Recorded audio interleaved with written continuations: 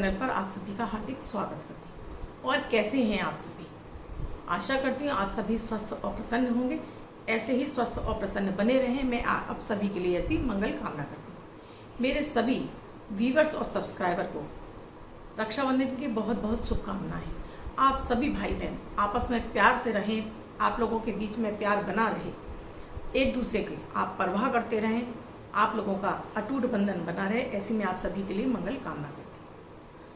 आज मैं दोस्तों आपके लिए रक्षाबंधन पर पहले सबसे आप किसको राखी बांधें या भाई को आप ऐसा क्या दें कि आपके यहाँ बरकत रहे, साथ में भाई आपको ऐसा क्या दें कि आपके यहाँ बरकत रहे। इसके अलावा आपको अगर आप पूरे सावन भर कोई प्रयोग ना भी कर पाए हों तो महादेव को प्रसन्न करने के लिए, नारायण को प्रसन्न करने के लिए, अखंड लक्ष्मी की प्राप्ति के लिए आप ऐसे क्या उपाय करें, उसे जानने के लिए वीडियो को बिल्कुल भी स्किप ना करें। वीडियो हो सकता है थोड़ा सा आपको लंबा लगे, लेकिन दोस्तों बिल्कुल भी कट मत कीजिएगा, नहीं तो आपसे विशेष जानकारियाँ छूट जाएंगी। इसके साथ ही आपको अमृत की बूंद और जादुई अक्षर दूंगी, राहु काल और अभिजीत मुहूर्त का समय बताऊंगी, आपको लकी अंक भी दूंगी। दोस्तों रक्षाबंधन जो कि भाई बहन का एक पवित्र बंधन है, इस दिन भाई अपनी बहन को रक्षा का वचन देता है। यूँ तो कोई भी भाई होगा अपनी बहन की सदैव रक्षा करता है, लेकिन ये परंपरा पुरातन काल से चली आ रही है, इसलिए ये राखी का पर्व बहुत उत्साह के साथ मनाया जाता है। बहनें भी बड़ी उत्साहित होती हैं, मायके जाने का उनको अवसर मिलता है, या बहुत सारे भाई भी बहनों के यहाँ आते हैं। इस दिन जो आने जाने का जो क्रम चलता है भाई बहनों का, इससे घर में एक खुशी का माहौल बनता है, परस्पर प्यार बढ़ता है। इससे पूर्णिमा तिथि होती है तो इस दिन चंद्रमा पूर्ण होता है। आप अगर पूरे वर्ष भर अगर आप पूरे सावन में ना भी आप भोलेनाथ की आराधना कर पाए हो, आपने कोई भी विधि नहीं की हो, आज पूर्णिमा तिथि पर आप कुछ प्रयोग कर लीजिए, यकीन मानिए आपके घर में अखंड लक्ष्मी का निवास हो जाएगा। लक्ष्मी बहाने मार मार कर आएंगी, आपके घर में सुख सौभाग्य और समृद्धि बढ़ने लगेगी। आप भाई को जो राखी बांधने जा रही हैं, आप कोई भी बाजार से राखी लाएं। इसके अलावा आप एक मौली जरूर लीजिए, उस मौली में आप हनुमान चालीसा पढ़ते हुए 9 गांठें लगाकर रख लीजिए घर के मंदिर में। सबसे पहले आप राखी आपके घर में अगर गोपाल जी हैं यानी कि लड्डू गोपाल हैं तो सबसे पहले एक राखी उनको बांधिए। अगर नहीं है तो आप नारायण भगवान की तस्वीर पर एक फोटो राखी जरूर रख दीजिए, उसके बाद ही आप अपने भाई को राखी बांधिए। क्योंकि पूर्णिमा तिथि है, नारायण को अति प्रिय दिन है और नारायण भगवान की कृपा आप सब पर बरसती रहे, इसके लिए भी सबसे पहले आपको नारायण को राखी बांधनी चाहिए। क्योंकि नारायण को माता पार्वती ने अपना भाई बनाया था, उनकी शादी की जितनी भी विधियाँ थी उसमें नारायण भगवान ने ही उनके सारे भाई के सारे कर्तव्य निभाए थे। तो भाई बहन का ये रिश्ता अधिक प्रगाढ़ हो जाए, उनके बीच में आपसी सामंजस्य और प्यार बढ़े, साथ में समृद्धि बढ़े, उसके लिए पहले एक राखी आप नारायण भगवान को अर्पित कीजिए, या आपके घर में लड्डू गोपाल हैं उनको बांधिए, उसके बाद अपने भाई को राखी बांधिए। राखी बांधने के साथ साथ में एक धागा हनुमान चालीसा पढ़ते हुए 9 गांठें लगाइए और भाई की कलाई पर जरूर बांधिए, जिससे भाई की हर मुसीबत से रक्षा होती रहे। भाई से कहिए इसको बंधा छोड़ दें। अगर वो धागा आप रेशमी ले सकते हैं तो वो लंबे समय तक चलेगा और वो भाई की कलाई पर बंधा भी रहेगा। इसके अलावा बहनों को भाई को जलदार नारियल, जो पानी वाला नारियल होता है, जिससे जटा वाला नारियल जिसे हम माता को अर्पित करते हैं, वो नारियल जरूर देना चाहिए, मन में कामना करते हुए कि आपके मायके में धन समृद्धि और समृद्धि बनी रहे और आपको भी मायके में मान सम्मान मिलता रहे। आपको भाई को जरूर देना चाहिए। और भाइयों को भी चाहिए कि अपनी बहन को किसी भी फॉर्म में चांदी जरूर दें।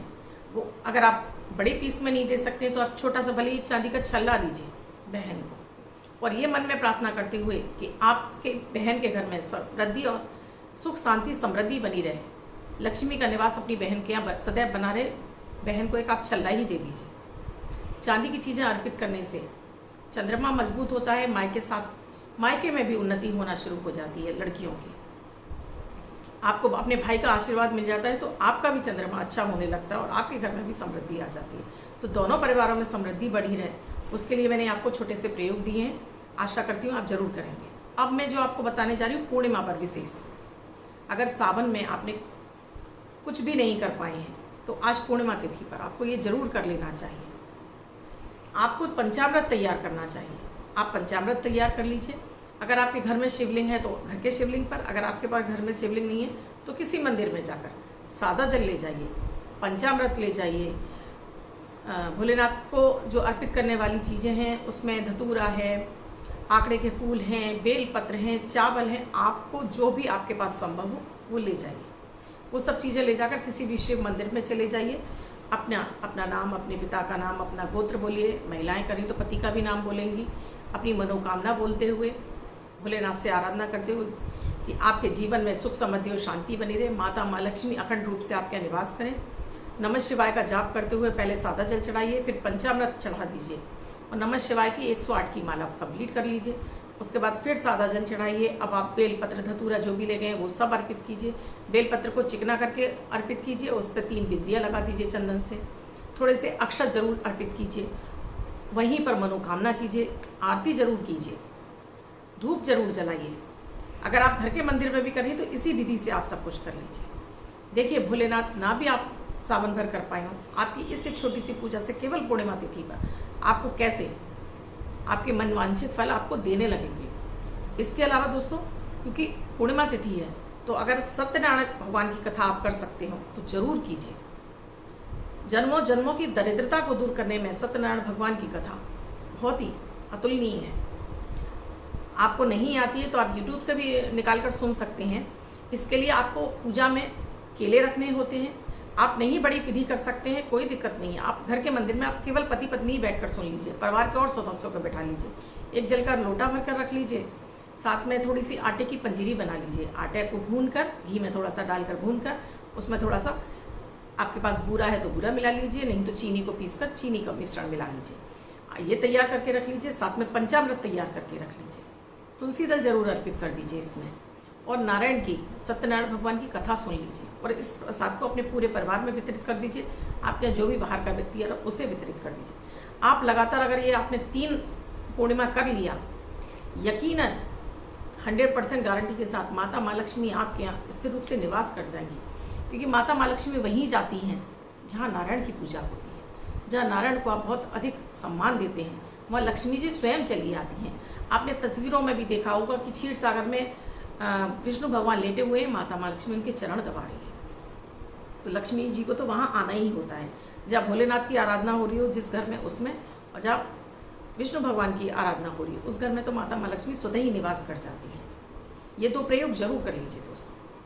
इसके अलावा दोस्तों, रात के समय आपको चंद्रमा के बीज मंत्रों का जाप जरूर कर लीजिए। चंद्रमा की रोशनी में खड़े हो जाइए। त्राटक जिसको बोलते हैं, एक टक किसी चीज़ को देखना उसको त्राटक बोलते हैं। तो आप जितना संभव हो सकता है पैर के नीचे आसन लगा लीजिए। अपना नाम, अपने पिता का नाम, अपना गोत्र बोलते हुए चंद्रमा को देखते हुए आप एक टक देखते जाइए। ओम सोम सोमाय नमः इस मंत्र का आप जाप कर लीजिए, या ओम चंद चंद्राय नमः इस मंत्र का आप जाप कर लीजिए।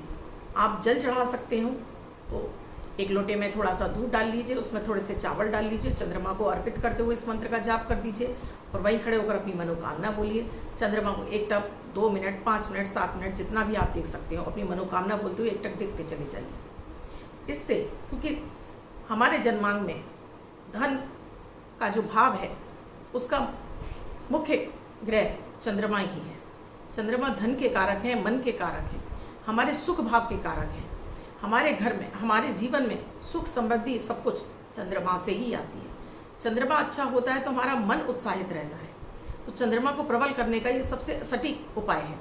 और उसके बाद आप पूर्णिमा से शुरू करके इस मंत्र का जाप आप निरंतर करते रहिए। कम से कम आपको 3 महीने आप करते रहिए। कैसा भी आपको डिप्रेशन होगा, कैसा भी आपको मानसिक तनाव होगा, धन हानि हो रही हो, वो सब यहीं पर स्टॉप हो जाएगी और आपके जीवन में समृद्धि आ जाएगी। ये जो मैंने आपको छोटे छोटे से अचूक उपाय बताए हैं, ये कारगर ही नहीं है, इफेक्टिव भी हैं। वो इनका प्रयोग करा के लोगों को फ़ायदा मिला है और ये पुराणों में वर्णित है। ये ऐसे ही कपोल कल्पित नहीं है उपाय, ज्योतिषीय भी हैं और साथ में पुराणों में वर्णित है।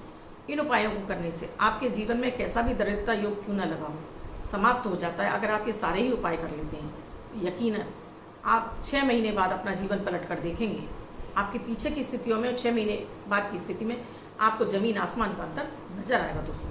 लेकिन एक ही बात है, एक ही शर्त, आपको पूरी श्रद्धा लगानी होगी। यानी आपको इन पर पूरा विश्वास करना होगा, ये सोचकर कि जो मैं आप करने जा रहे हैं वो आपका पूर्ण रूप से फलित हो रहा है। अब आपकी समस्याओं से मुक्ति मिल गई है और आपके जीवन में उत्तरोत्तर तरक्की होने लगी है। तब तो ये आपके लिए काम करेंगे। नहीं तो जैसे और लोग करते हैं और जो रोते रहते हैं, उसी तरह से आप भी इनको करते जाएंगे और रोते जाएंगे। तो ये नहीं करना है, इससे तो आप ना करें तो बेहतर है, क्योंकि जीवन में जितने आप सकारात्मक होते जाते हैं उतना ही आपका जीवन तरक्कियाँ की सीढ़ी चढ़ता चला जाता है। नकारात्मक व्यक्ति केवल रोता रह जाता है और सकारात्मक व्यक्ति हमेशा ऊंचाइयाँ चढ़ता चला जाता है। तो मैं हमेशा आपको अमृत की बूंद और जादुई अक्षर आपको सकारात्मक बनाने के लिए ही देती हूँ। आपका चंद्रमा मजबूत होगा तो आपका भाग्य का साथ मिलेगा, भाग्य का साथ मिलेगा तो आपका मानसिक तनाव तो वैसे ही दूर हो जाएगा। मन प्रसन्न होने से आपके सभी रिश्तों में भी आपके मिठास आती है, घर में भी शांति का वातावरण रहता है। तो चंद्रमा को मजबूत करना तो बहुत ज़रूरी है। चंद्रमा मजबूत होता है, इम्यूनिटी बूस्ट हो जाती है, आपकी इम्यूनिटी बूस्ट हो जाती है, ऑरा क्लीन हो जाती है, आप जल्दी से किसी रोग की चपेट में आते ही नहीं हैं। तो दोस्तों इतने सारे बेनिफिट्स है, तो आपको अमृत की बूंद और जादुई अक्षर तो जरूर ही करना चाहिए। 22 अगस्त 2021 दिन रविवार, आज का राहु काल है शाम को 5 बजे से 6:35 तक। इस समय आपको कोई भी शुभ कार्य नहीं करना चाहिए। अभिजीत मुहूर्त का समय है 11:58 से 12:50 तक। इस समय आप कोई भी शुभ कार्य कर सकते हैं। मेरे अमृत की बूंद और जादुई अक्षर आप किसी भी देश में रहते हो, किसी भी भाषा से बिलोंग करते हो, 10 वर्ष के बच्चे से लेकर 90 वर्ष तक के बुजुर्ग इनको प्रयोग करके अपने जीवन में शुभता प्राप्त कर सकते हैं। आज की अमृत की बूंद में दोस्तों आपको पंचामृत आपको भोलेनाथ को अर्पित करना है, साथ में नारायण भगवान को भी आपको अर्पित करना है। अगर आपके पास बाल गोपाल है यानी लड्डू गोपाल है तो उनका पंचामृत से अभिषेक कीजिए, उस पंचामृत को आप भोग स्वरूप ग्रहण कीजिए। लेकिन शिवलिंग पर चढ़ा हुआ पंचामृत आप नहीं खा सकते।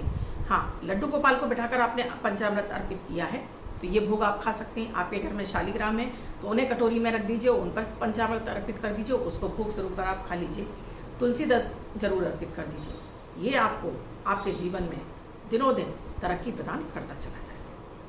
आज का जादुई अक्षर है वरुण वाला वा। दोस्तों इस तरह से वरुण वाला वा, इस वा शब्द को रेड कलर के पेन से लेफ्ट हैंड पर कहीं भी लिखकर छोड़ दीजिए। 24 घंटे तक लिखा रहने दीजिए। दूसरे दिन आप नहाएंगे धुल जाएगा। मैं आपको नया शब्द देती हूँ, आप इसको फिर से लिख सकते हैं। आप इसको अपने हाथ पर नहीं लिखना चाहते हैं, छोटी सफ़ेद कागज़ की चिट लीजिए, रेड कलर के पेन से लिखिए, फोल्ड करके पर्स या पॉकेट में रखिए, 24 घंटे तक साथ रखिए। दूसरे दिन फाड़ कर किसी पेड़ की जड़ में छोड़ दीजिए। आप इसे नाली में ना बहाएं। आप इस शब्द को अपनी मदर टंग यानी मातृभाषा में भी लिख सकते हैं, हिंदी, उर्दू, पंजाबी, बंगाली। आप इसका भरपूर फायदा उठाइए। अब जिनका बर्थडे या मैरिज एनिवर्सरी है उनका ये वर्ष शुभ हो, ऐसी में आप सभी के लिए मंगल कामना करती हूँ।